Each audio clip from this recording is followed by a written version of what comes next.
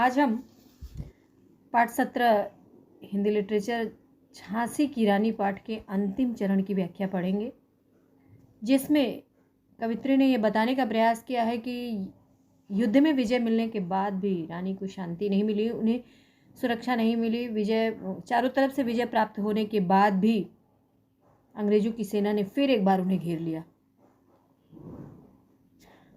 तो उसके बाद क्या हुआ, चलिए हम पंक्तिबद्ध तरीके से पढ़ते हैं। और पेज नंबर 122 आप सभी लोग खोल लीजिए और आपकी स्क्रीन पे भी दिख रहा होगा, लेकिन अच्छा यही होगा कि आप लोग अपनी किताब खोल ले तो वो ज़्यादा बेहतर तरीके से आप लोग को समझ में आएगा। ठीक है। विजय मिली पर अंग्रेज़ों की फिर सेना घिराई थी। अब के जनरल स्मिथ सम्मुख था, उसने मुँह की खाई थी। विजय मिलने के बाद भी फिर से अंग्रेज़ों की सेना ने रानी को घेर लिया, और इस बार कोई और नहीं जबकि अंग्रेज़ों का जो जनरल था, जनरल स्मिथ, उनके सामने था, युद्ध के लिए खड़ा था, लेकिन उसने भी रानी से पराजय स्वीकार कर ली, रानी से हार गया। कान्हा और मदिरा सखिया रानी के संग आई थी। रानी की, झांसी की रानी की एक सहेलियां थी, कान्हा और मदिरा, जो उनके साथ युद्ध क्षेत्र में थी। युद्ध क्षेत्र में उन दोनों ने भारी मार मचाई थी और युद्ध में रानी के साथ खड़े होकर के उन्होंने भी चारों तरफ तबाही मचा दी थी, अंग्रेजों की सेना को पछाड़ दिया था। परंतु क्या हो गया, पर पीछे यूरोज आ गया। हाय घिरी अब रानी थी। आगे से क्या था, जनरल स्मिथ था जो हार चुका था, लेकिन तभी अचानक पीछे से अंग्रेजों की ही सेना का एक सिपाही जो ह्यूरोज था वो आकर के रानी को घेर लिया। अब रानी उससे अच्छी बुरी तरह से एकदम घिर चुकी थी। बुंदेले हर बोलों के मुंह, हमने सुनी कहानी थी, खूब लड़ी मर्दानी हो तो झांसी वाली रानी थी। तो फिर भी रानी मार काट कर चलती बनी सैन्य के पार। वो किससे घिरी थी? यूरोज से घिरने के बाद भी वो पुरुषों की भांति युद्ध क्षेत्र में पराक्रम दिखाते हुए, मार काट करते हुए, एक दूसरे पर प्रहार करते हुए वो सेना के पार चली गई, अर्थात सेना युद्ध क्षेत्र से बाहर निकल गई। किंतु सामने नाला आया, परंतु अचानक सामने एक चौड़ा नाला आया।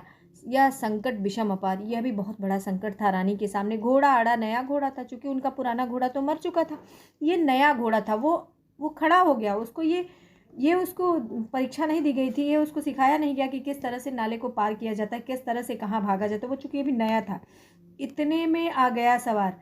रानी एक शत्रु बहुतेरे होने लगे बार पर बार, और इतने में ही घोड़ा ज्यों ही रुका त्यों ही पीछे से यूरोज की सेना आई और रानी अकेले पड़ गई और बार पे बार उनके ऊपर होने लगे। घायल होकर गिरे सिंहनी। वो युद्ध क्षेत्र में सिंहनी की भांति लड़ने वाली रानी लक्ष्मीबाई बार पे बार होने के कारण वो घायल होकर के युद्ध क्षेत्र में गिर गई और उसे वीर गति पानी थी। बुंदेलहर और युद्ध क्षेत्र में गिरने के बाद उन्हें तो वीर गति ही मिलनी थी, और वो घायल होने के बाद क्या हुआ, वो उस भूमि पर गिर गई और वीर गति को प्राप्त हुई। बुंदेले हर बोलो के मुंह, हमने सुनी कहानी थी, खूब लड़ी मर्दानी वो तो झांसी वाली रानी थी। रानी गई सिधार, चिता अब उसकी दिव्य सवारी थी। रानी परलोक को सिधार गई और अब कोई घोड़ा कोई हाथी उसकी सवारी नहीं थी, चिता ही उसकी सबसे अद्वितीय सवारी बन गई। मिला तेज से तेज, तेज की वही सच्ची अधिकारी थी। तेज से तेज में स्वयं विलीन हो गया, एक तेज दूसरे तेज में स्वयं विलीन हो गया, और ये उसकी अधिकारी भी थी। वो उनके अधिकार के लिए, उन्हीं के लिए ये था कि वो तेज स्वरूप वीरता की वो अवतारी थी।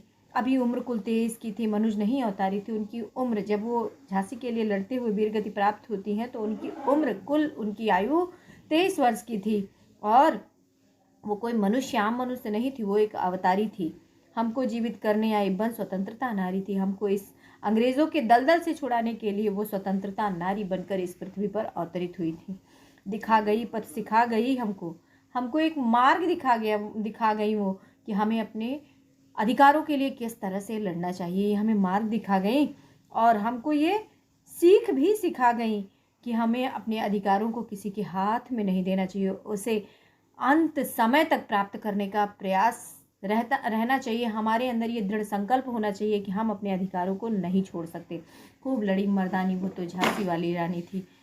ठीक है, तो बुंदेलखंड के मराठों के मुंह से हमने ये मधुर कहानी सुनी थी, ये संगीत सुनी थी कि वो युद्ध क्षेत्र में लड़ने वाली, पुरुषों की भांति युद्ध करने वाली कोई और नहीं बल्कि स्वयं झांसी की रानी लक्ष्मीबाई थी। तो मुझे आशा है कि इस पाठ की पूरी व्याख्या आप लोग को समझ में आ गई होगी। इसे अच्छे से तैयार करेंगे, प्रश्नोत्तर भी अच्छे से कॉपी में लिखेंगे और उसे तैयार करेंगे, शब्दार्थ इत्यादि भी अच्छे ढंग से तैयार करेंगे।